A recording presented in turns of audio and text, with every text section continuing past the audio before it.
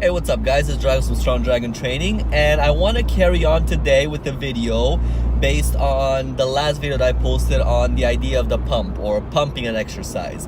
So if you've seen my last video, I showed you guys two different exercises, the chest press, the bench press rather, and the bicep curl, bar bicep curl. And I showed you the idea of the pump, so doing a full range of motion and then pumping the exercise out to really get that blood flowing and get that muscle developed nicely, and filling it up with blood, making it grow and things like that.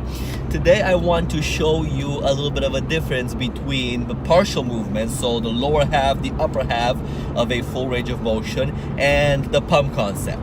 So check out this next video.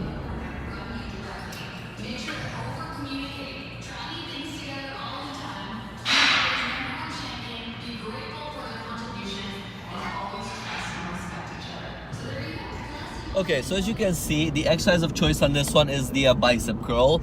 In this case is the dumbbell, so it's very easy to see the difference between all the halves. The first example that I give you is the lower half version of the bicep curl. So you can see that I'm stretching my arms, I'm extending my elbow all the way for a full stretch, as much as the arm can straighten out, and then I'm coming only halfway up. So generally I do these ones after I do a full range of motion.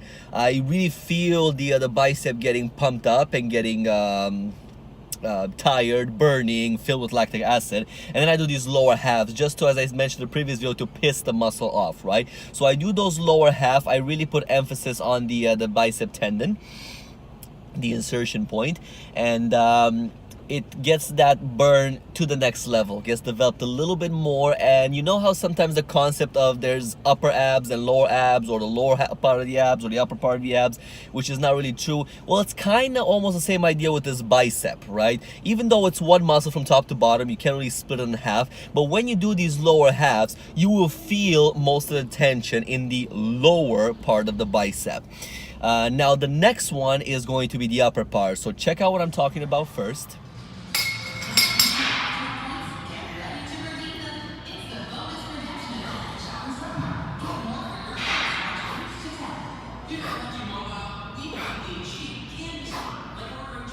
So as you can see now, I'm taking the exercise from the midpoint all the way to the upper half, or to the upper full extent.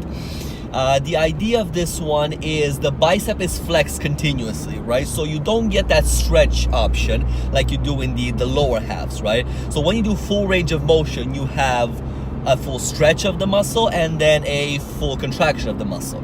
But on upper halves, the muscle is contracted all the time. So you're forcing the muscle from a contracted or to fully contracted. There's just no more room for the bicep to contract, right? But you're keeping that, you're not stretching it, you're still keeping it half contracted and up. So it's that upper half motion that you drain the bicep for every little bit more that it has left in it, right?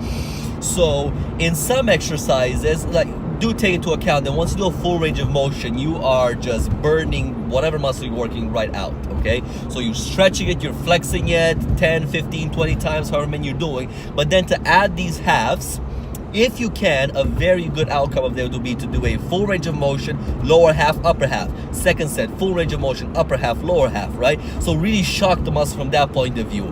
Now, the pump concept that I talked to you guys on my last video, check it out in the next one with the same exercise.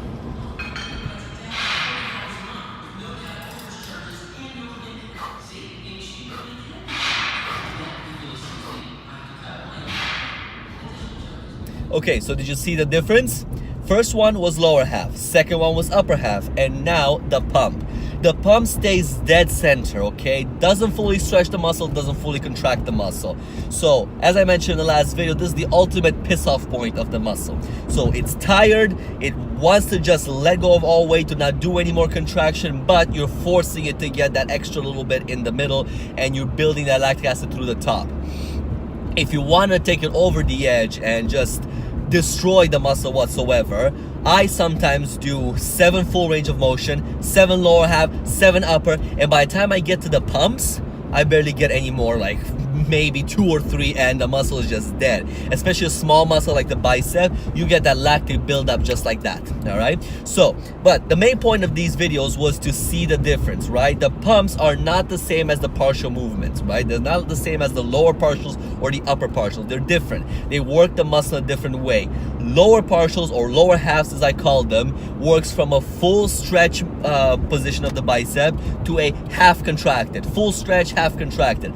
Upper halves or upper partials from a half contract to a full contracted muscle. You pump it in that area.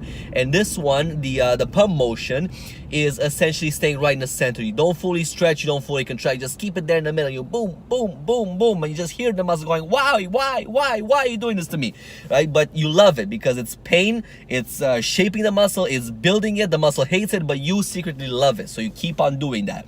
The same theory can be applied to anything, whether you do lats, traps, quads, anything. You do the pumps, the lower halves, the upper halves, to every single muscle in your body. So try it out for yourself, guys, see how it works, and see how many of the different partial movements you can add after full range of motion. But one quick note as well is you don't necessarily need to always have a full range of motion in the mix, right? So if you do 4 to 5 sets, one of those sets can be purely partials. So you start with lower halves and you go into the pumps, or you go to the upper halves. So just mix it up, you know, always shock. The whole idea is the muscle needs to be continuously shocked. Boom, boom, boom, boom, boom. You hit it with different things. You keep on doing the same thing and the muscle is gonna get used to it, and it'll know what you're doing. It'll know your tricks, and that's it. It won't grow, it won't progress in any way, shape, or form. But you keep on throwing different things at it, upper halves, lower halves, pumps, fulls, lower, whatever.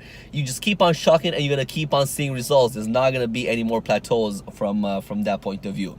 So I hope you really enjoyed this video, guys. I hope you got the gist of it. I'm gonna keep on posting after this one different concepts, different tricks you can use in the gym. Try them out, let me know as well. I'm curious to see if you guys like it, if it works for you guys as it works for me. So when you get a chance, comment, like, subscribe, and I'll get back to you every time I see a comment. I'll answer it as soon as I can.